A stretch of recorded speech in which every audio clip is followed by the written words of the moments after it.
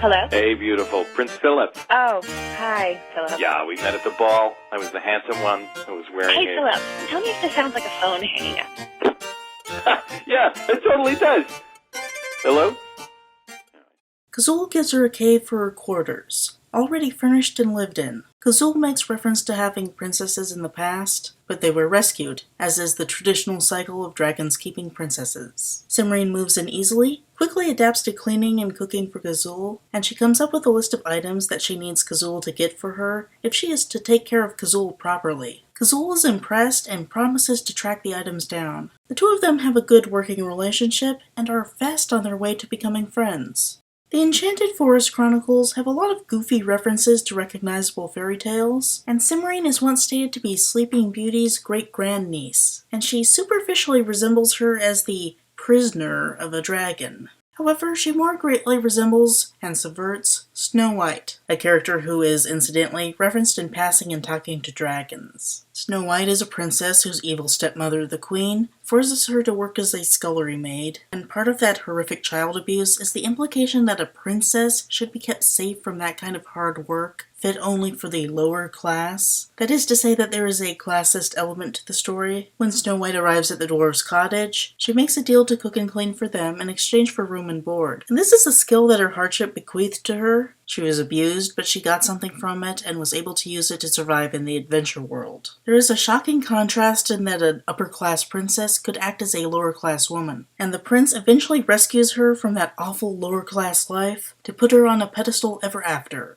In contrast, Simrine starts out on a pedestal but doesn't want to be. She then seeks out lower-class life because she wants to. Her lower-class skills allow her to get room and board in exchange for housekeeping. And she's very happy in that position, thank you very much. And she certainly doesn't want a prince to rescue her. She's not a victim, and her circumstances allow her to grow into someone very practical and authoritative within the parameters of her station. She essentially becomes a working-class role model, subverting conformity while taking pride in her work, and taking full advantage of her position as Dragon's princess to learn and grow. Radical feminism is saturated with privilege and prejudice. The recognized feminist movement was born from upper-class white women who were disadvantaged only in terms of their gender, and the movement started off on uneven ground because of its glaring bigotry towards other women. After a century or two of trying to fix that, things are looking better, but radical feminism that embraces classic feminist writings and is slow to change, is still beleaguered with the same old problem of privilege and prejudice.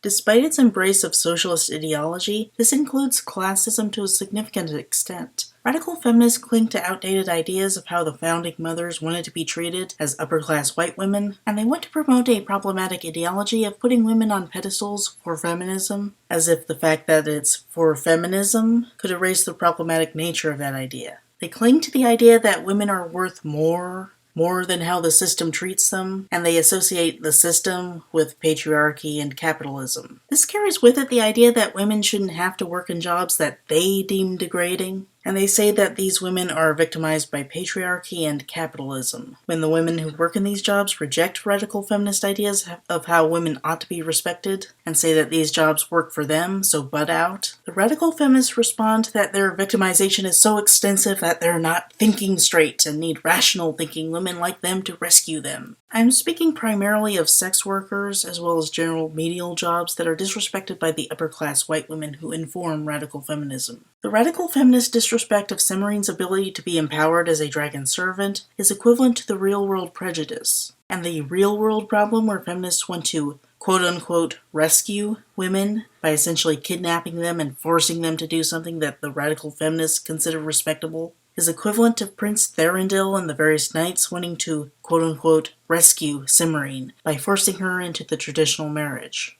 While Kazul is out doing dragony things, a knight comes along. Somehow news of Kazul keeping Simrine made it back to Linderwall. I blame Morans, and her father promised half the kingdom and Simrine's hand in marriage to any man who could rescue her from Kazul, as is tradition. Simrine explains that she doesn't want to be rescued and sends him on his way. A few days later, another knight shows up, and then another after that, and another after that. Simrine just can't get rid of all these annoying knights trying to rescue her.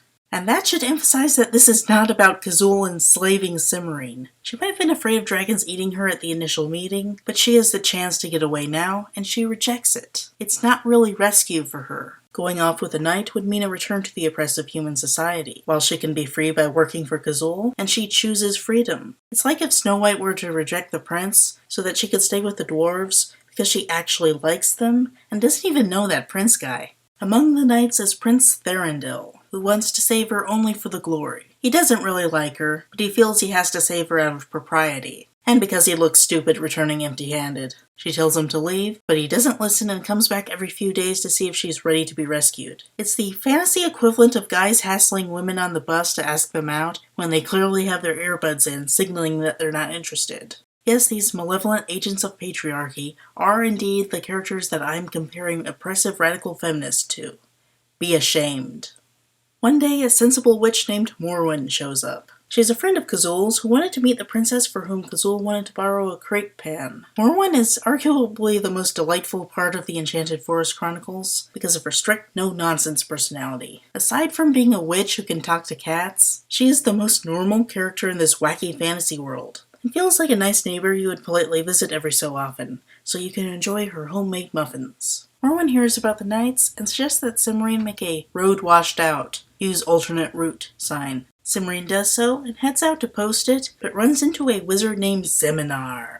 Wizards in the Enchanted Forest Chronicles are bad news, as their magic staffs absorb all magic in the vicinity, effectively stealing it. Cymrine compares him to a sneaky, obnoxious man from Linderwall, who takes credit for other people's work and makes himself look more intelligent than he really is. Zeminar and the other wizards are like the annoying misogynists online who always interrupt conversations and pretend that they're the smartest ones in the room. If only people would be as reasonable as they are. Having that type as villains is satisfying, and I find I can relate to Cymrine's position of having to deal with slimy men on one side, and annoying oppressive quote-unquote rescuers on the other side. I imagine a lot of non-radical feminists can relate.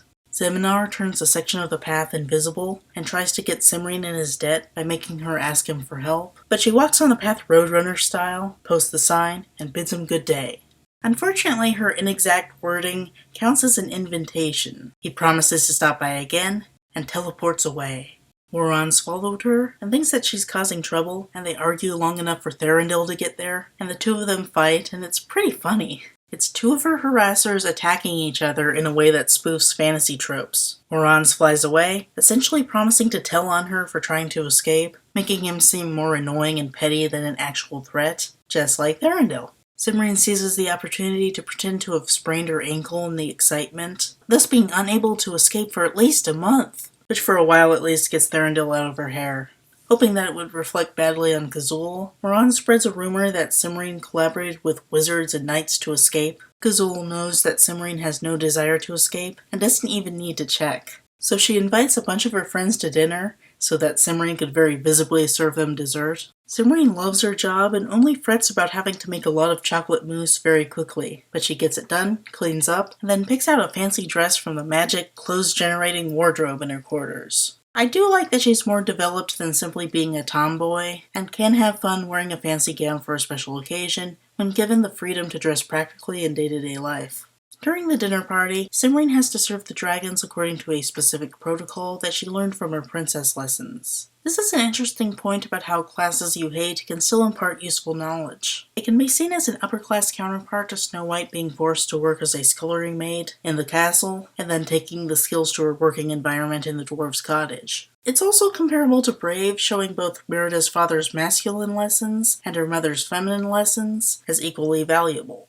We are introduced to a belligerent dragon named Warog. Warog says he doesn't believe that there are wizards in the area, and thinks that Cymrine lied about it. He's antagonistic to start out, and will come to understand him as the only dragon who can be considered truly monstrous. Kazul believes Cymrine, and tells her to pretend to be a typical stupid princess when Zeminar shows up again, in order to get information from him. He eventually does show up with his son Antorel, and oh my god, these people are just like the condescending misogynists online. It's hilarious. Cymrine plays stupid, and they somewhat drop their guard, and they poke around in such a way that Cymrine can tell what they're doing. After they leave, she figures out that Zeminar was very interested in a section of a dragon history book that deals with the Caves of Fire and Night. The Caves of Fire and Night are an exciting, dangerous fantasy realm with many interesting properties, one of which is the King's Cave, from which came a magic boulder that is used to pick the dragon's king. Any dragon unsuited to being king finds it bothersome to hold, while the one suitable dragon finds it revitalizing. The area is inherently magic, and it is the subject of an ongoing property dispute between the dragons and the wizards. The dragons basically own it, but the wizards argue that its magical significance should make it public domain, and wizards are constantly trying to sneak in to study it.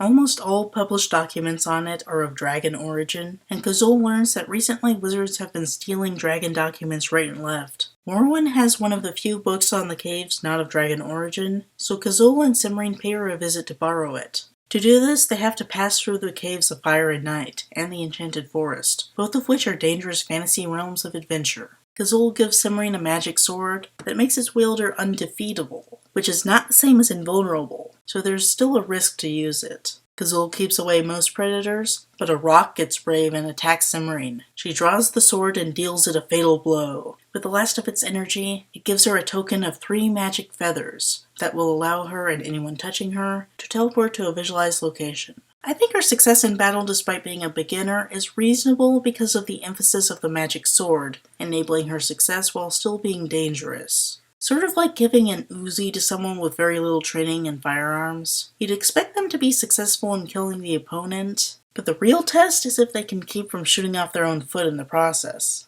While Simrine and Kazul read the book and try to figure out what the wizards are up to, Simrine has a series of misadventures in and around the Dragon Caves. She receives a visit from other dragons princesses in the area, Caradwell, Halana, and Alienora. These princesses are more traditional, and the first 2 are really stuck up. This allows for class-based humor, where Simrine flaunts her impropriety and shocks Caradwell and Halana with their upper-class sensibilities. Alienora, despite liking the trappings of being a traditional princess, finds it difficult to meet the expectations of upper-class society, and the more upper-class world looks down on her. But she finds a friend in Simrine. Simrine respects her where Caradwell and Halana do not, and Simrine helps her out in a manner similar to Willow befriending Tara in Buffy the Vampire Slayer, without the lesbian subtext. Alienora helps Simrine with her night problem by spreading rumors of her injury, but Caradwell exaggerates it enough that Thorindel gets concerned and shows up to check on her. He decides to confront her in a jackass Gaston kind of way about how she should recognize the value of marrying him, and she distracts him by getting him to help her sort Kazul's treasure. Well, excuse me, princess. Here we go. Hello? Fee, fi, fo, fum. I smell the